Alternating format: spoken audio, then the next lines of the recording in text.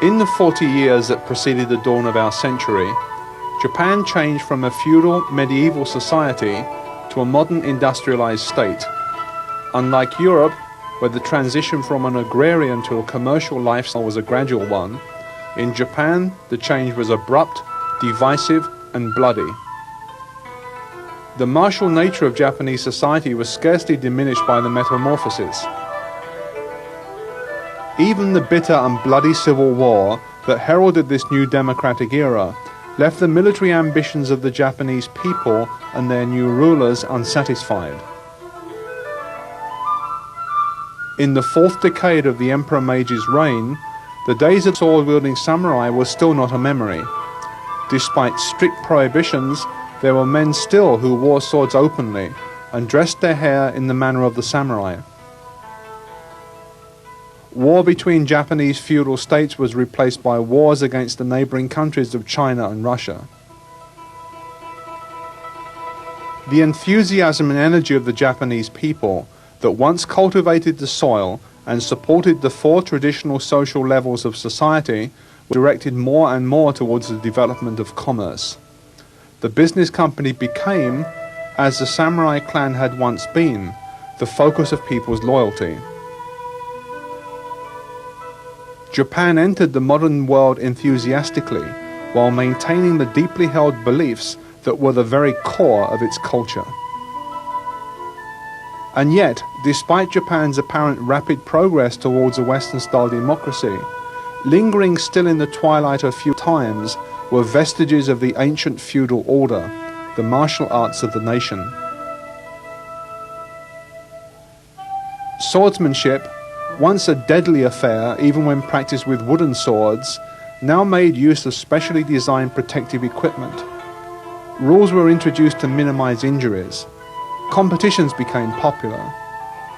Swordsmanship became a pastime rather than a profession, open now to both gentleman and commoner.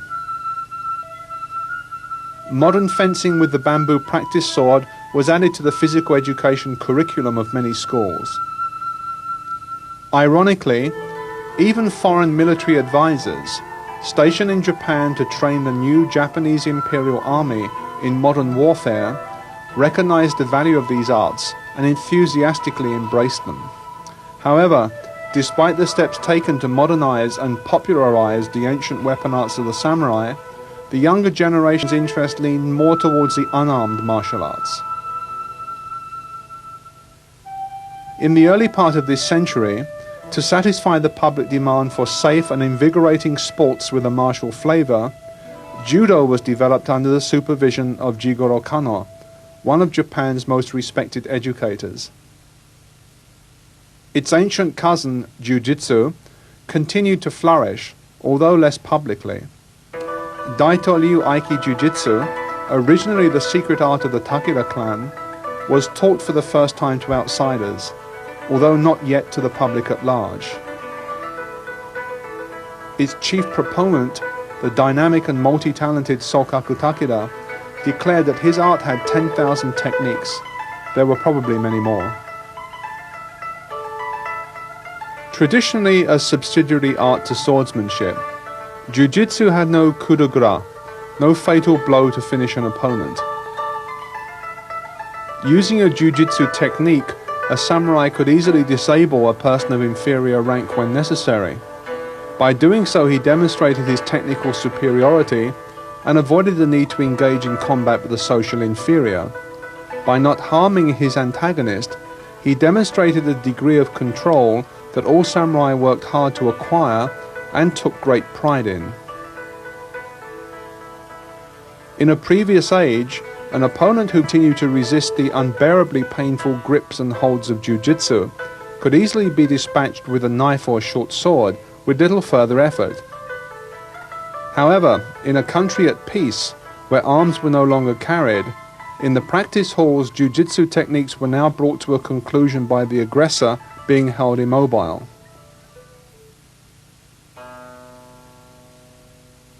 The face of Japan changed tremendously, yet the heart of the Japanese nation was unchanging, ancient, cultured, rigidly structured, timeless. Feudal and modern democratic Japan existed at the same time and in the same place. The nation travelled by train to work in the offices of a metropolis that rivaled New York and London in size and prominence. It returned, in many cases, to homes little changed since the beginning of the feudal Edo period, 2 centuries before. The son of Dr. Tokujiro Otsuka, Hironori was born in Shimodate City, Ibaraki Prefecture, on June 1, 1892. His martial arts career began with jiu-jitsu at the age of 5, as a student of his great-uncle Chojuro Ebashi. 7 years later, after enrolling in Shimozuma Middle School, he commenced his study of Shindo Yoshin-ryu Jiu-Jitsu under the noted expert Tatsusaburo Nakayama. On graduating, he took a position with the Kawasaki Bank, but the martial arts remained the most important thing in this young man's life. To gain experience, he trained with experts of many styles, and by doing so became a friend of Morihei Ueshiba, the founder of modern Aikido. At the age of 30, Hironori Otsuka was awarded the rank of Menkyo Kaiden in Shindo Yoshin-ryu Jiu-Jitsu by Nakayama Sensei, a fine achievement for a man still young. Despite strong family objections, he yearned to become a full-time martial arts instructor and suffered the routine of a bank employee only out of respect for his mother. Otsuka had already decided to visit Okinawa and conduct research into karate when he met Gichin Funakoshi in 1922. Funakoshi had given a demonstration at a sports festival sponsored by the Ministry of Education and held at Ochanomizu in Tokyo that year. Otsuka later sought him out as his lodgings at the Meisei-juku, a hostel for Okinawa nationals in Tokyo, and asked to enroll in his classes. Although he started karate at the relatively mature age of 30, his previous training stood him in good stead, and he soon became Funakoshi's senior assistant. Training under Funakoshi Sensei consisted almost entirely of basic punching and kicking techniques, followed by the practice of formal exercises or kata. This was as dictated by tradition and the leading masters of the day. All students were required to follow this exacting regime until their form was as perfect as possible, at which point, it was believed, the execution of techniques would become automatic and without the need for conscious thought. While this may seem an outdated concept, it is one that has great merit. Constant repetition of the basic techniques is still the best way to acquire skill, build stamina, and gain an understanding of the inner meaning of Karate-Do.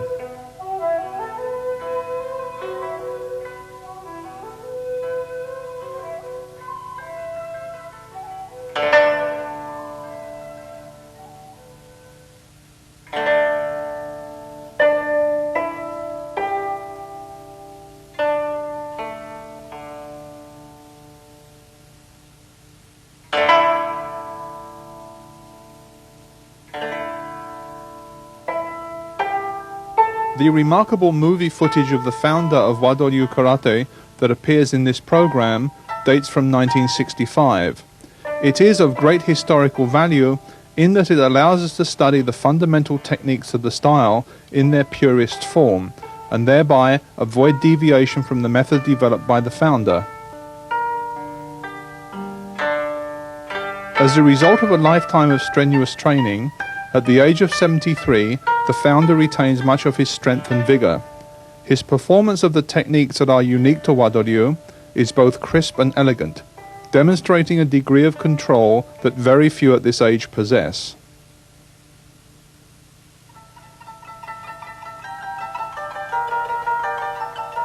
The body is held erect, the movements are light, smooth and efficient, the hallmarks, in fact, of this sophisticated form of karate.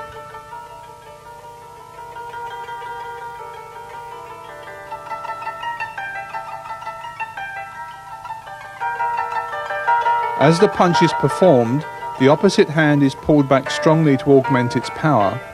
Until the moment of impact, the movement is relaxed and flexible, the power being developed by speed rather than effort in accordance with the well-established laws of physics.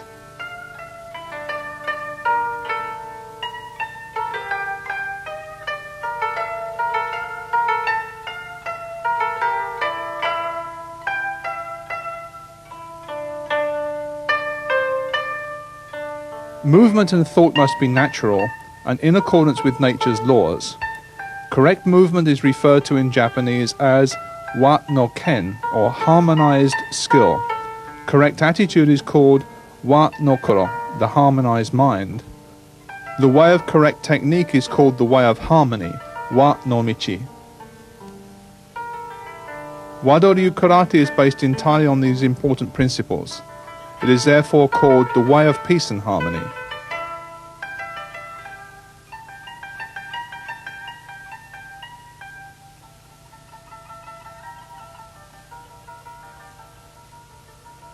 Sonobazuki is performed in Naihanchi stance. This is to develop the ability to transfer body movement and therefore energy to punching and kicking techniques by means of hip rotation.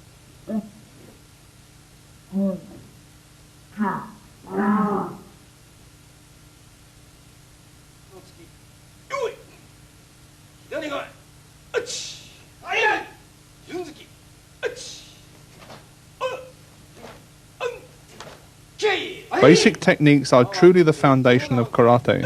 Like any strong foundation, it can only be built by long-term effort, a piece at a time, and at the cost of great energy and effort to the builder.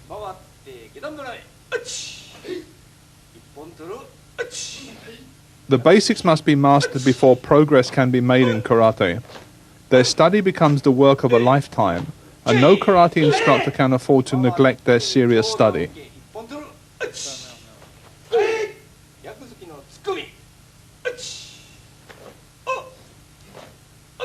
Each technique must be performed with the utmost effort. Each properly formed technique adds to the performer's skill and ability.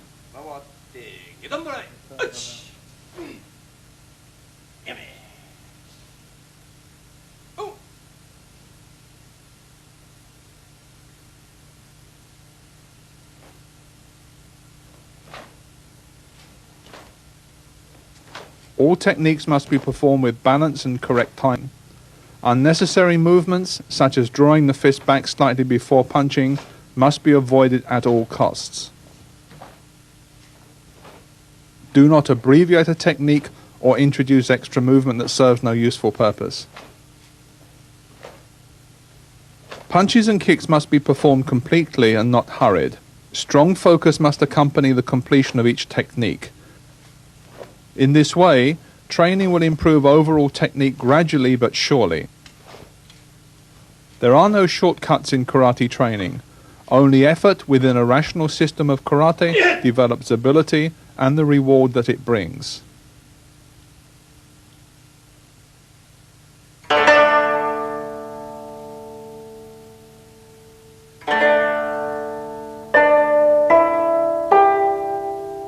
It was long believed that most Wado Ryu kata came directly from Gichin Funakoshi. This is an oversimplification. The picture is certainly not as clear as it has been painted.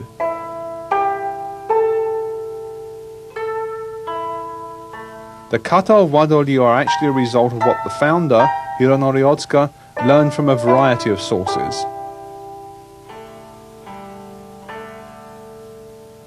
When Gichin Funakoshi first arrived in Japan from Okinawa, he knew very few kata, perhaps only Kushanku and Naihanchi thoroughly. To his credit, trained with Kenwa Mabuni of Shito-ryu to expand his knowledge. Funakoshi did become a major influence on Hironori Otsuka, but certainly there were others.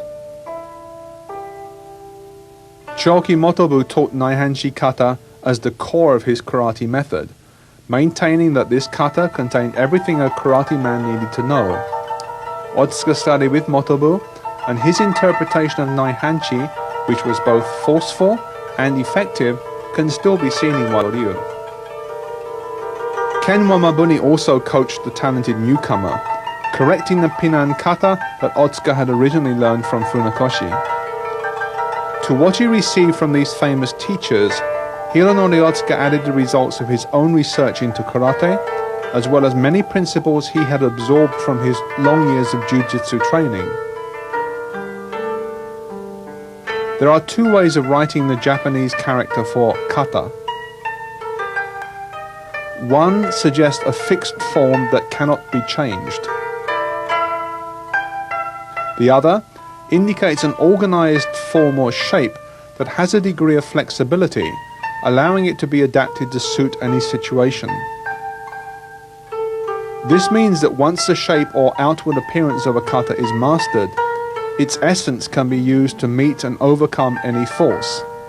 This is the true secret of kata.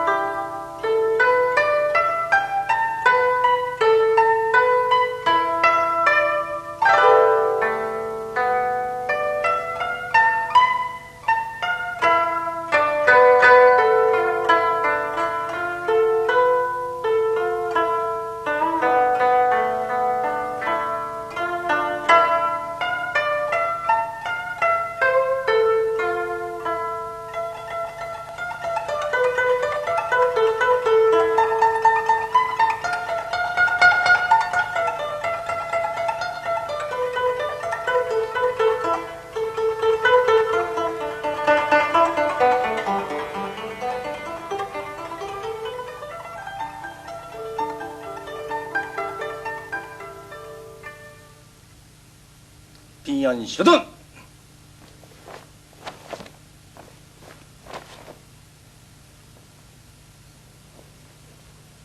에이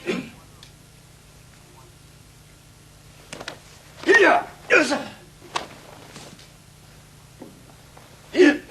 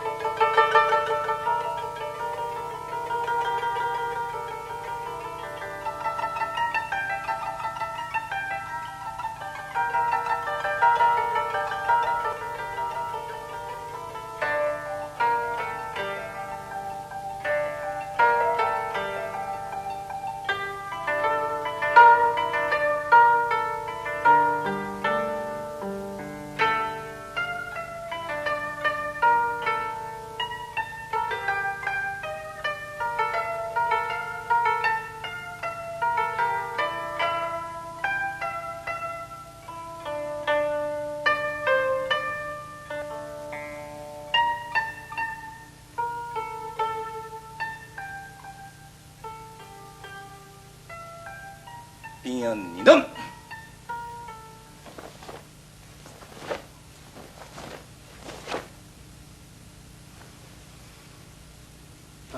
에이 여기서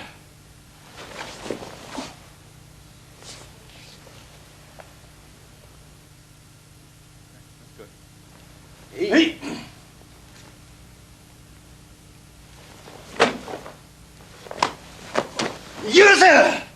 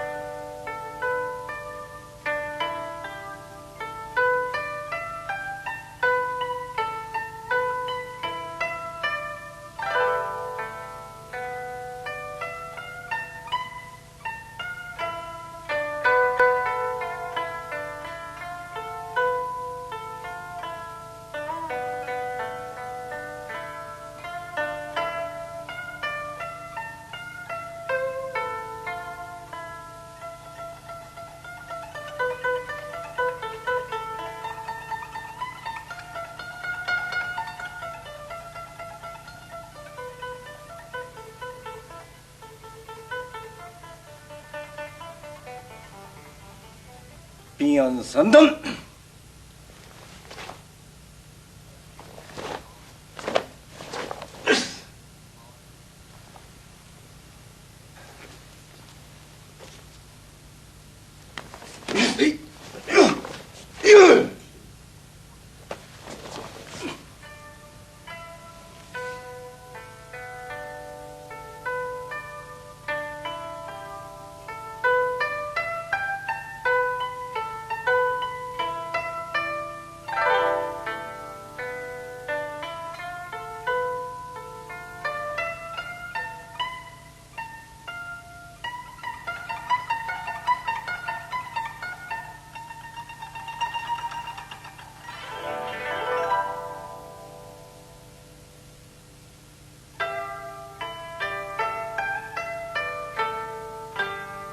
The rest of Pinan Yondan was not found on the original footage taken in 1965.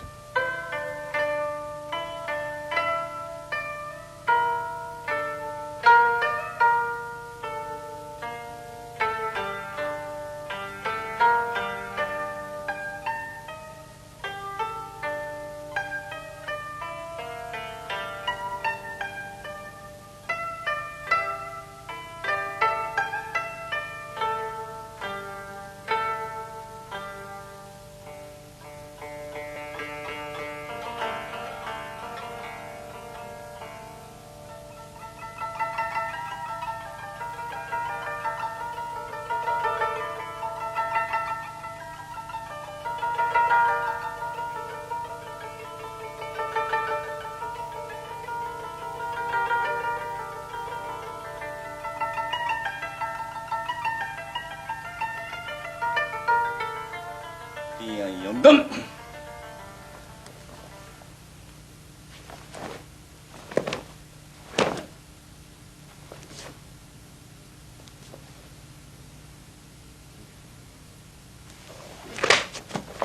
よし。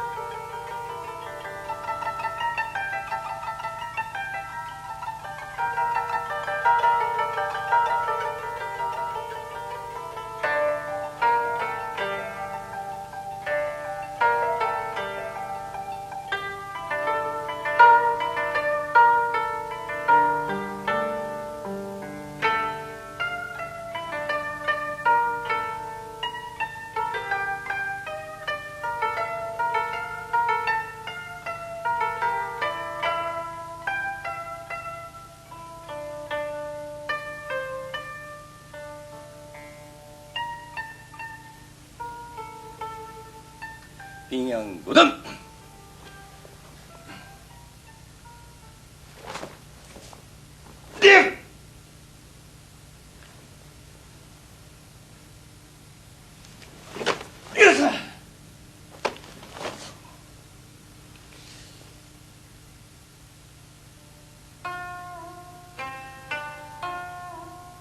From the Oshimahiki, a record of a conversation between the Okinawan seafarer Peichin Shiohira and the Japanese scholar Yoshihiro Tobe, we learn of a great Kempo practitioner from China called Kushanku.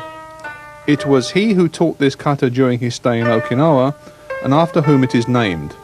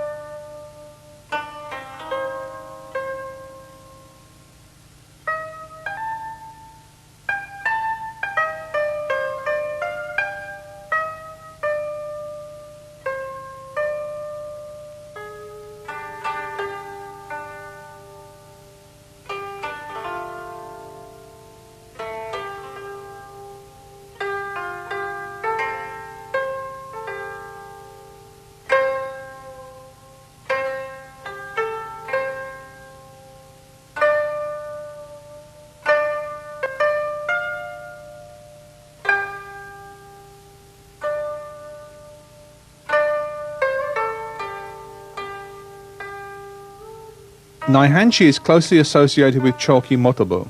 It was with this instructor the founder studied this kata and its practical combat applications.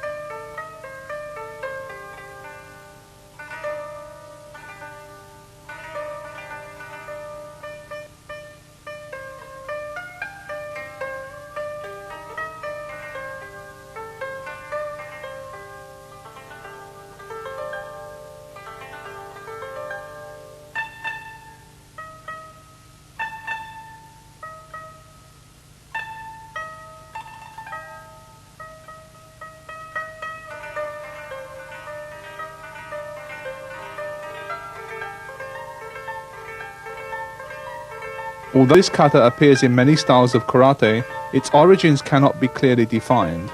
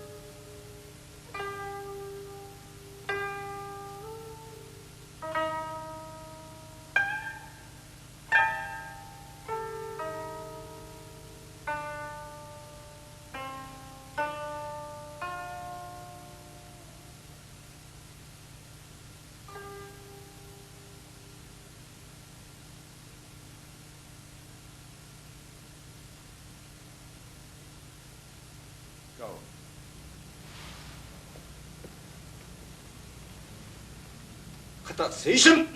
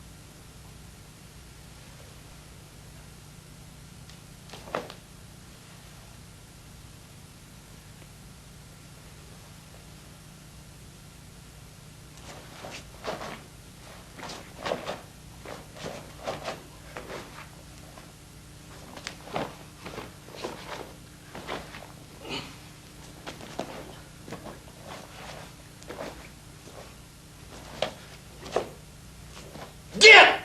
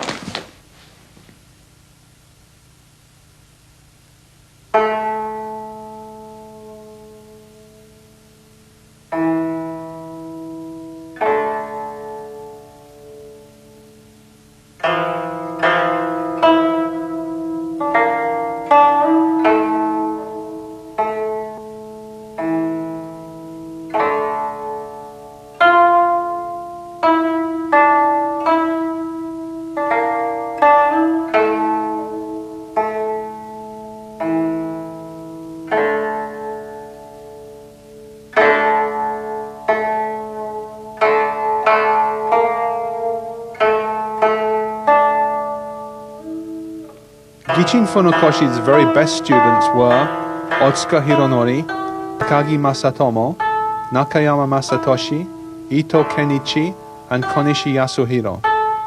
His followers believed that Otsuka's natural ability and jiu-jitsu experience made him the foremost of the old master's students. As his skill increased, Otsuka started to incorporate into his karate elements of jiu-jitsu that were second nature to him. The principles of evasion and absorption became part of his teaching, which greatly displeased his instructor. Those close to the now aging karate pioneer may well have been jealous of Otsuka's ability, and this would, in time, lead to many problems. Otsuka, having spent his formative years studying in a jiu-jitsu dojo, where hard physical contact was deemed a vital part of training, now promoted the idea of practical fighting drills, Kihon Gumite, that involved contact. A parting of the ways became inevitable. Gichin Funakoshi would not allow sparring, maintaining staunchly that only kata and basic training were necessary to produce good karate men. He demonstrated his beliefs by refusing to test his own fighting skills against other martial artists. When challenged by judo men, he asked Jigoro Kano, the founder of judo and his sponsor, to make the youngsters withdraw their challenges. There were two challenges he could not avoid, however, and both involved Choki Motobu. Confronted by his arch-rival and his young protege, Funakoshi was grabbed and rendered helpless by Motobu's student, a judo fourth dan. Hironori Otsuka eventually intervened and, taking hold of the boy with a jiu-jitsu technique, threw him to the ground. Motobu, an undisciplined but skillful and aggressive fighter, took delight in humiliating Funakoshi, a man for whom he had little respect. Yasuhiro Konishi, shown here to the left of Motobu, reported that a newspaper carried the story of a fight that took place between the two in 1930. When Funakoshi finally faced his nemesis, his feet were instantly swept from beneath him, and he suffered the indignity, as he lay at Motobu's feet, of having his face menaced with the latter's enormous fist. The first incident with the judo man served to reinforce the reputation of Otsuka. The second damaged that of Funakoshi. Master Funakoshi based his teaching firmly on the practice of forms, kata, and basic training. Prearranged, controlled sparring was practiced but not emphasized. The idea of competition, and therefore of combat in karate, was abhorrent to him. In 1922 he stated, "It is not possible to have competition in karate as they do in kendo and judo, because if you strike your opponent in karate, it could be fatal." Funakoshi's students at the Tokyo University Karate Club clearly felt unfulfilled in their training, and in the late 20s started experimenting with protective equipment that allowed them to spar in a somewhat realistic manner. Foremost among them was Jizaburo Miki. During a study trip to Okinawa, Miki demonstrated the kata he had learned from Gichin Funakoshi before Yabiku Moden, the renowned karate master that told him that what he was doing was not karate but Okinawan folk dancing. Miki returned to Tokyo and, perhaps as a result of Moden's comments, enthusiastically took up full contact sparring with equipment to test his technique. He was not alone. Even karate legends such as Chojo Miyagi and Kenwa Mabuni experimented for a short time with the new equipment, only to find it inadequate. Miki's dedication to Bogu Kumite, as it was called, was such that he co-authored a book with Mizu Hotakada that promoted sparring. Funakoshi, with Otsuka, finally withdrew from the Tokyo University Karate Club. Several reasons were given, chief among them that the Japanese students did not treat their Okinawan instructor with sufficient respect.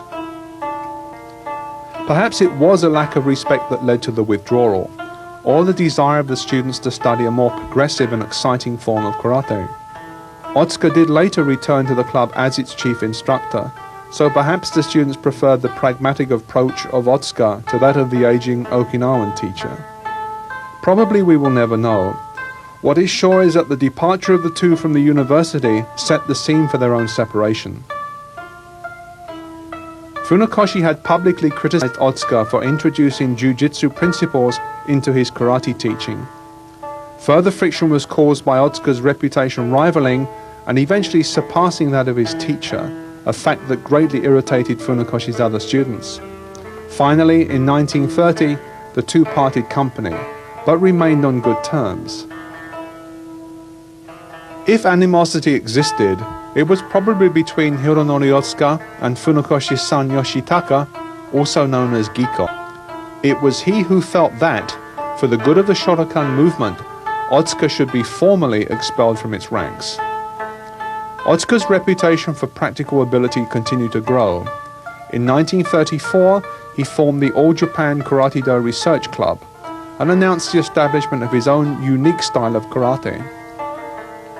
Official recognition followed when he was chosen with other eminent masters of the martial arts, including Shimizu Takagi, the 25th master of Shindo Muso Ryu, to sit on a police martial arts technical committee.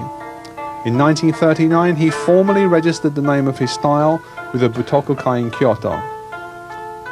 Hironori Otsuka had proved in the most practical way possible the value of his unique form of karate.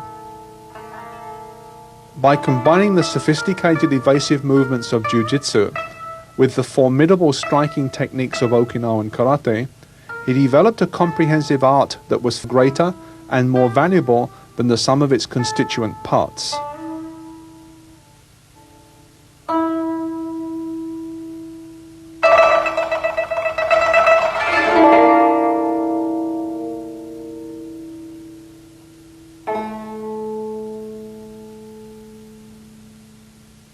Kihon Gumite, or the basic formalized fighting techniques of Wado Ryu, were developed by Hironori Otsuka and are unique to his style.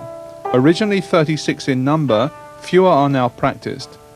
Kihon Gumite gives practical training in distance evaluation, timing, and simultaneous blocking and attacking. It is a contribution to the art for which Hironori Otsuka is entirely responsible and for which he will be most remembered.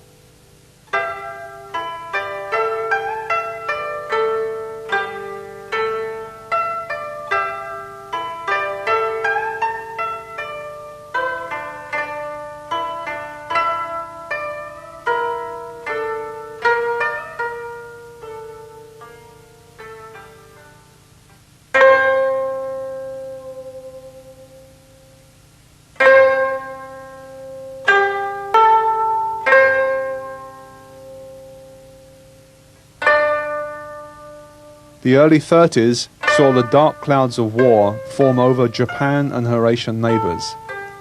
In 1932, Manchuria in northern China was annexed by Japan. In 1936, the war with China started, and the country was put on a military footing. In anticipation of recruitment by the Imperial Army, many young men sought training, and demand for karate tuition became strong. Training changed from the constant repetition of basics and kata to the practice of kumite, or real fighting. Kumite with an emphasis on techniques that would knock the enemy down, and if possible, fatally injure him. The reputation of karate grew immensely when, after much research, the Japanese military spy academy chose karate as a defensive art their recruits would learn.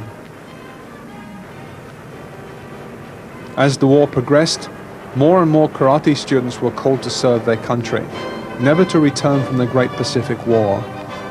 Gichin Funakoshi, who had always believed that his karate was a discipline to be used for self-improvement and not for offensive purposes, was devastated by the events that overtook him.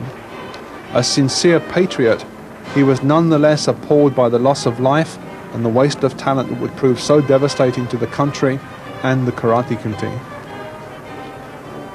Later in life he wrote, "I would often hear a young man say, as he knelt before me, 'Sensei, I have been drafted and I am off to serve my emperor.'